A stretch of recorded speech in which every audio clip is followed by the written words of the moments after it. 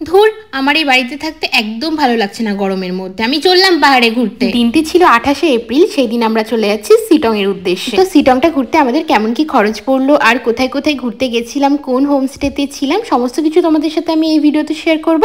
তো পুরো ভিডিওটা দেখো, আশা করি তোমাদের খুব ভালো লাগবে আর অনেক হেল্পও হবে। 28শে এপ্রিল দিনটা ছিল রবিবার। ওই দিন আমাদের পদাতিক ছিল সকাল 5:30টার দিকে, আর আমরা উঠেছিলাম মালদা থেকে। আর ট্রেনের ভাড়া ছিল 205 টাকা করে স্লিপার। সত্যি বলতে অনেকটা লম্বা সময় পর আমি কোথাও ঘুরতে যাচ্ছি, কতটা যে এক্সাইটেড মানে তোমাদেরকে বলে বোঝাতে পারবো না। ভীষণই ভালো লাগছে। ট্রেনের জার্নি তো ফাইনালি শেষ হয়ে গেছে, আর এখন 9:30 বেজে পারও হয়ে গেছে, আর আমরা এখন এনজিপিতে চলেও এসেছি। এরপর আমরা সোজা চলে যাচ্ছি সিটং এর উদ্দেশ্যে, আর আমরা সাথে ছিলাম কিন্তু 7 জন। বেশ কিছুটা দূর যাওয়ার পর দেখছি সব গাড়িগুলো থেমে আছে, আমরা আর কিছুতেই যেতে পারছিলাম না। কিন্তু যে গাড়িগুলো এই দিকটাতে আসার, তারা আবার ঠিক আসছিল।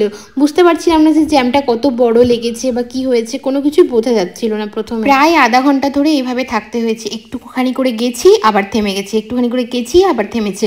লাস্টে জানতে পারলাম যে একটা ট্রাক অ্যাক্সিডেন্ট হয়েছে। আর দেখো, এত বড় একটা ট্রাক অ্যাক্সিডেন্ট হয়েছে দেখে তো আমার এত খারাপ লাগছিল। না জানি যারা ধরতে গেলে ওই ট্রাকের মধ্যে ছিল তারা কি অবস্থায় আছে, জাস্ট দেখো একবার, দেখেই মনটা খারাপ হয়ে গেল আমার। যাদের সাথে এরকম হয়েছে তারা যেন সুস্থ থাকে, আমি এইটুকুই ভগবানের কাছে প্রার্থনা করি, কারণ এইসব জিনিস আমার ভীষণই ভয় লাগে। অত সকালবেলা তো বাড়ি থেকে কিছু সেভাবে খেয়ে আসা হয়নি, তাই একটু বেশ খিদেই পাচ্ছিল। তাই কিছুটা দূর এগিয়ে আমরা চলে গেলাম একটা রেস্টুরেন্টে। আর রেস্টুরেন্টের নামটা ছিল চাসাম। আর তখন বাজছিল 11:10। আর দেখো, ঢুকতেই দেখছি প্রত্যেকটা টেবিল প্রায় বুকড হয়ে গেছে। প্রত্যেকটা টেবিলেই সব কেউ না কেউ বসে আছে। তো ফাইনালি আমরা জায়গা পেয়ে গেছি বসার। আর আমি এই রেস্টুরেন্টটাতে এসে তো শুধু একটা জিনিসই বারবার দেখছিলাম, এত সুন্দর ডেকোরেশন করা আর এত সুন্দর লাইট, দেখে তো পুরো মন ভরে যাচ্ছিল। আর এখানে এসে আমরা চিকেন বা মাটনের কোনো আইটেম অর্ডার করিনি, আমরা সোজা নিয়ে নিয়েছিলাম একটা ভেজ মোমো। এই রেস্টুরেন্টের একটা জিনিস আমার ভীষণই ভালো লাগলো, কারণ ওরা বেশিক্ষণ হোল্ড করায়নি, মোটামুটি 12 থেকে 14 মিনিটের মধ্যে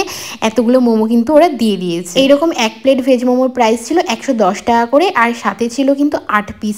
আর দেখো সাইজটা দেখে বুঝতেই পারছো বেশ অনেকটাই বড়। আর চিকেন, পনির, মাটনের যে মোমোগুলো ছিল সেগুলোর প্রাইসটা একটু বেশিই ছিল। আর সত্যি বলতে জানো তো, এইরকম এক প্লেট মোমো খেলে কিন্তু আর কোনো কিচ্ছু খাওয়ার দরকার নেই, কারণ এই 8টা মোমোই এনাফ, একদম পেট ভরে গেছিল। যখন মুখের মধ্যে ভরছিলাম মোমোটা, কি বলবো তোমাদের, জাস্ট মানে তুলতুলে একটা ব্যাপার। পাহাড়ের মোমো তো আমার বেস্ট লাগে, মানে পাহাড়ে এসে যদি মোমো না খাও তাহলে তোমার সবকিছুই বৃথা, এরকম একটা ব্যাপার। আর তোমরা যদি এদিকটাতে ঘুরতে এসো তাহলে কিন্তু এই চাসাম রেস্টুরেন্টের এই মোমোটা কিন্তু ট্রাই করে দেখতে পারো, ভীষণ ভালো লাগবে। আর খাওয়া দাওয়ার পর আমরা কিন্তু রেস্টুরেন্ট থেকে বেরিয়ে গেছি। আর দেখো রেস্টুরেন্টের বাইরেরটাও গাছপালা দিয়ে কি সুন্দর করে সাজিয়ে রেখে দিয়েছে। এরপর আমরা আস্তে আস্তে পাহাড়ের দিকে এগোচ্ছি, আর দেখো চারপাশটা এত ভালো লাগছে, কি সুন্দর সবুজ হয়ে আছে চারপাশটা। রেস্টুরেন্ট থেকে বেরিয়ে এসে গাড়িতে করে মোটামুটি 25 মিনিট লেগেছিল আমাদের এই তিস্তা ভিউ পয়েন্টের এখানে আসতে। আর এখন আমরা গাড়ি থেকে নেমেও পড়েছি ছবি তোলার জন্য।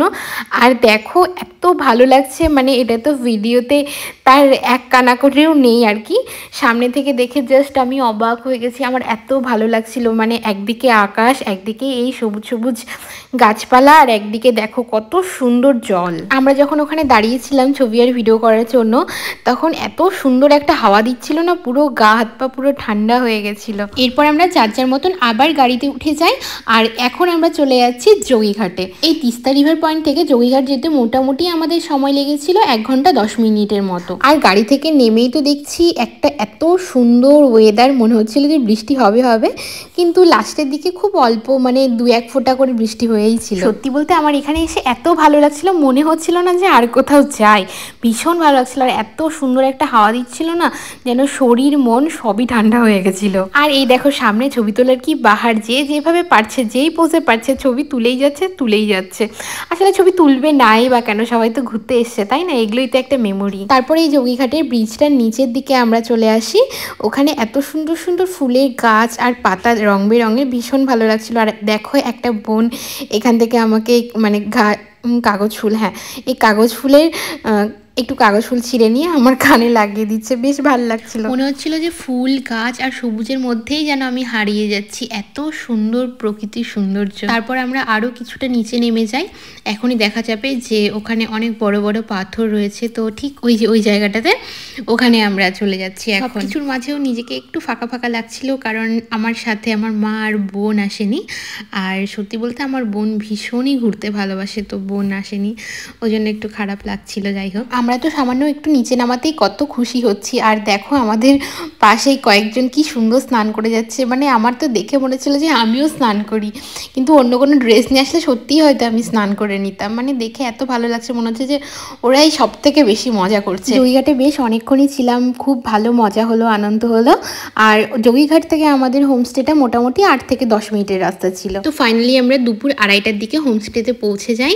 আর আমরা যে হোমস্টেটাতে ছিলাম সেই হোমস্টেটার নাম হচ্ছে পূজন হোমস্টে। তো আমি ওনাদের কন্ট্যাক্ট নাম্বারটাও শেয়ার করে দিচ্ছি, 9733026186। মনে হচ্ছিল পাহাড়ের কোলে একদম ছোট্ট একটা বাড়ি, এরম টাইপের মনে হচ্ছিল, কিন্তু খুব ভালো লাগছিল, একদম বেশ শান্ত একটা পরিবেশ। আর এই হোমস্টেতে আমাদের 3টে রুম নেওয়া ছিল।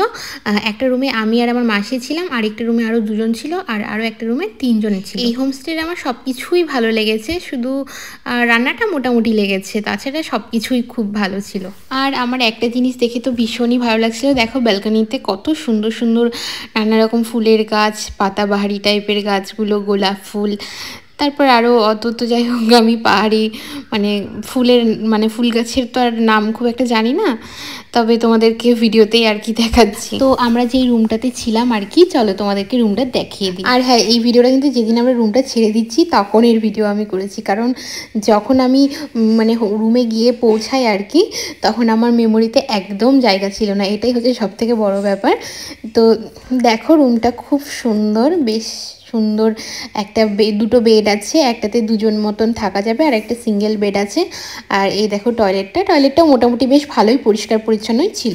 আর এই দেখো ডাইনিং প্লেস, তো ডাইনিংটা তো দেখে আমি তো সত্যি অবাক হয়ে গেছি, এত সুন্দর লাগছিল, বেশ চারদিকটা কাঠ। আর দেখো চেয়ারের ডিজাইনগুলো কত সুন্দর লাগছে, একদম আগেকার টাইপের যে চেয়ারগুলো ছিল না সেরকম ধরনের। আর আমাদের ডাইনিংয়ের ওই তোমার হচ্ছে জানালাটা খুললেই কি সুন্দর পাহাড় দেখা যাচ্ছে। আর ওই দিকে 2টো রুম ছিল, তো মানে 2জনের রুম ছিল আর কি, তো ওই রুমগুলো তো খুবই ভালো লাগছিল, মানে পুরো একদম বেডের জানালাটা খুললেই কি বলবো আর একদম পাহাড় দেখা যাচ্ছে, খুব সুন্দর ছিল ওদের রুমটা। আমাদের রুমটা ওরম টাইপের ছিল না আর কি, ওদের একদম পাহাড়ের ভিউটা পুরো দেখা যাচ্ছিল। এরপর তো সমস্ত লাগেজ রুমের মধ্যে রেখে এসে আমরা এখন খেতে চলে যাচ্ছি। তো দেখা যাক আমাদের কি খেতে দিচ্ছে। ও বাবা, খাওয়ার এখানে যখন আসি এটা দেখে তো আরও অবাক হয়ে গেছি, দেখো কি সুন্দর সুন্দর ফুলের গাছ, আর ফুলগুলো এত সুন্দর, মানে কালারগুলো দেখে তো জাস্ট আমি অবাক, এত সুন্দর আর এত রকমের ফুলের গাছ, দারুণ লাগছিল দেখতে, দারুণ। পাহাড়ের এদিকে কি সুন্দর না, সব জায়গাতেই এত সুন্দর সুন্দর ফুলের গাছ। তারপর এমনও আছে যে পাতা, এক একটা গাছের মধ্যে পাতার কালারও আলাদা আলাদা, এরকমও দেখতে পেয়েছি, কি ভালো লাগছিল। আর অথচ আমাদের এইদিকে ফুলের গাছ সেরকম পাওয়াই যায় না।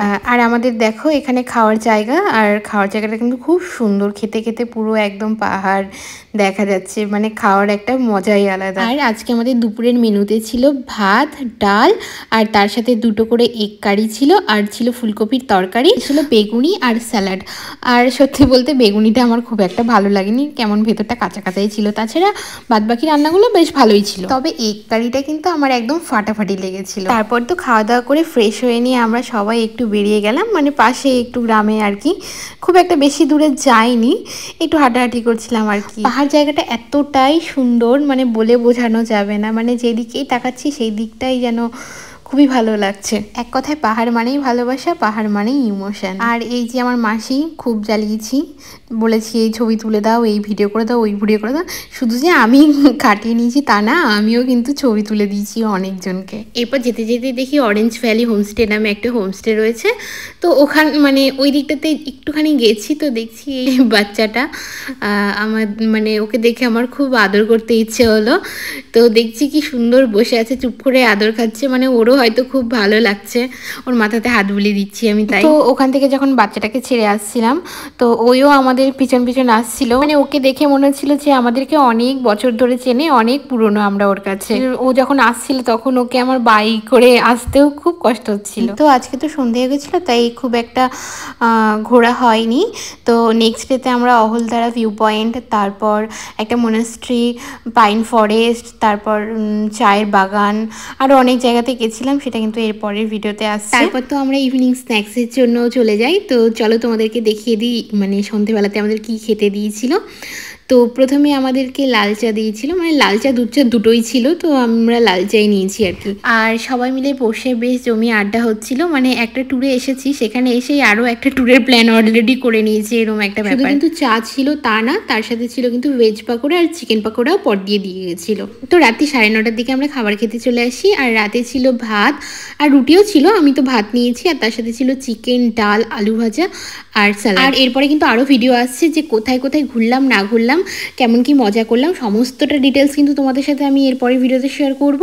আর ততক্ষণ তোমরা সবাই ভালো থেকো, আর নেক্সট ভিডিওটা দেখার জন্য কিন্তু এক্ষুনি লাইক অ্যান্ড সাবস্ক্রাইব করে দিও। বাই।